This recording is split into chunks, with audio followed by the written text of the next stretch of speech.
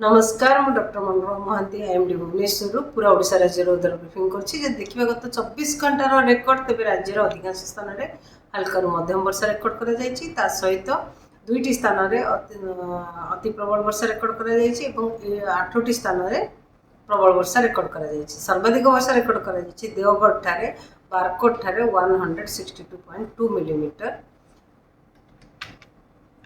आमर आज पर्यंत क्यूमुलेटिव रेनफॉल जोटा मॉनसून सीजनल रेनफॉल टोटाल रही पूरा राज्य रे 1 जून रु नहीं 25 अगस्त पर्यंत 1996.9 मिलीमीटर रही जोटा कि रही 1096.9 मिलीमीटर रही जोटा कि नॉर्मल वैल्यू ठार अधिका रही वर्तमान आज ऑफ टुडे डिपार्चर रही 30% अधिका वर्षा होम ओडिशा राज्य वर्तमान लघुचाप क्षेत्रटी झारखंड एवं ता पाखापाखी एरिया रही सहित जड़ित घूर्णिबलयटी समुद्र पतन ठारू 5.8 किलोमीटर उच्चता पर्यंत व्यापी उच्चता सहित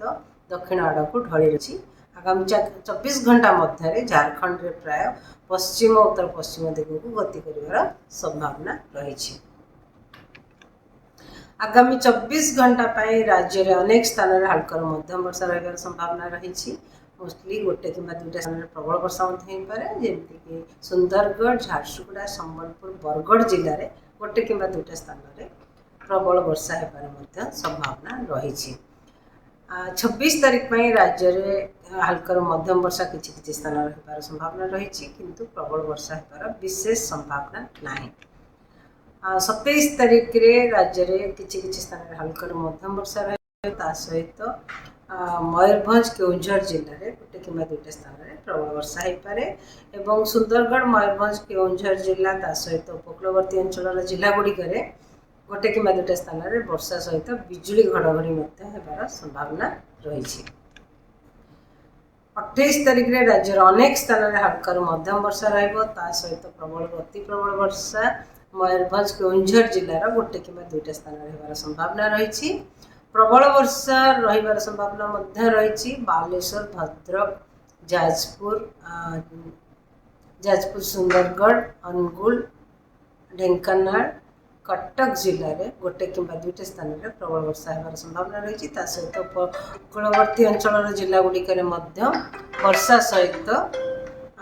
बिजुली घड़घड़ी और झटका पवन होबार संभावना रही 29 तारीख में राज्य अधिकांश स्थान में हल्का मध्यम वर्षा सहित प्रबल अति प्रबल वर्षा होबार संभावना रही बालेश्वर मयूरभंज केउंझर सुंदरगढ़ जिले में एवं अलग जिला गुड़िक जमीक आमर जाजपुर केन्द्रापड़ा भद्रक जगतसिंहपुर पुरी कटक खोर्धा ढेंकानाल नयागढ़ अनुगुल बौद्ध सोनपुर देवगढ़ संबलपुर झारसुगुड़ा बरगढ़ आदि जिला गुड़िक गोटे कि दुईटा स्थान में प्रबल वर्षा होबार संभावना रही प्रबल वर्षा सहित बिजुली घड़घड़ी होबार संभावना रही 30 तारीख में राज्य अधिकांश स्थान में हल्का मध्यम वर्षा सहित प्रबल अति प्रबल वर्षा गोटे कि दुईटा स्थान में होबार संभावना रही मयूरभंज केउंझर अनुगुल ढेंकानाल अनुगुल देवगढ़ और सुंदरगढ़ जिले में सहित बालेश्वर भद्रक केन्द्रापड़ा जगतसिंहपुर जाजपुर कटक ढेंकानाल नयागढ़ बौद्ध सोनपुर बलांगीर बरगढ़ संबलपुर और झारसुगुड़ा जिले में गोटे कि दुईटा स्थान में प्रबल वर्षा होबार संभावना रही 31 तारीख रे राज्यर अधिकांश स्थान में हल्का मध्यम वर्षा सहित सुंदरगढ़ झारसुगुड़ा देवगढ़ संबलपुर बरगढ़ जिले में गोटे कि दुईटा स्थान में प्रबल वर्षा होबार संभावना रही। धन्यवाद।